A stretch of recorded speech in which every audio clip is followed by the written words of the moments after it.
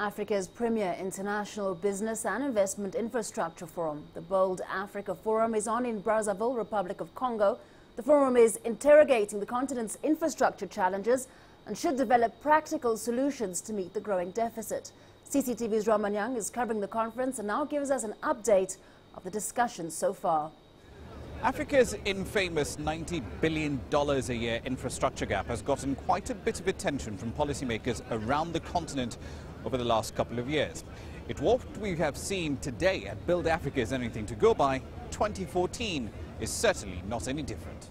One of our key challenges of Africa's competitiveness for its harmonious and integrated development is to build its integrated infrastructure networks, those for transport, for energy, ICT, as well as related measures to unlock free movement of goods and people. African states, however, have a habit of making high-level agreements to do things which they later do not implement. Take the Yamoussoukro decision as an example. More than a decade after African governments agreed to this virtual open skies deal, it is yet to be fully implemented. And it isn't enough to just build the infrastructure if the supporting policies to boost its use don't exist.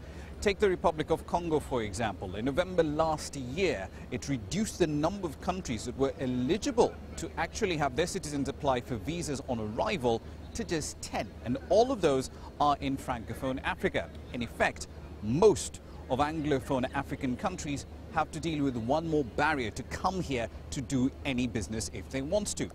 Criticism, however, of self-imposed policy limits doesn't end there. Take my country, Nigeria, which I always use as an example. We're the world's 7th largest producer of crude oil, okay? But the largest export of the UK to Nigeria is petroleum products. Doesn't make sense. Despite the criticisms leveled so far at current policy, everyone at the Build Africa Forum agrees on one thing. Africa's challenges at their core are not insurmountable. Ultimately, though, perhaps the problem is one of setting the bar a bit too low. Africa's 50-plus economies collectively make up less than 3% of the world's entire GDP.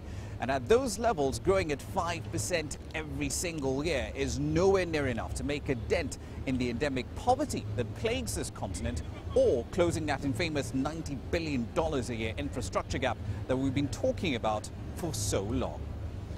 Ramanyang, Brazzaville, and the Republic of Congo.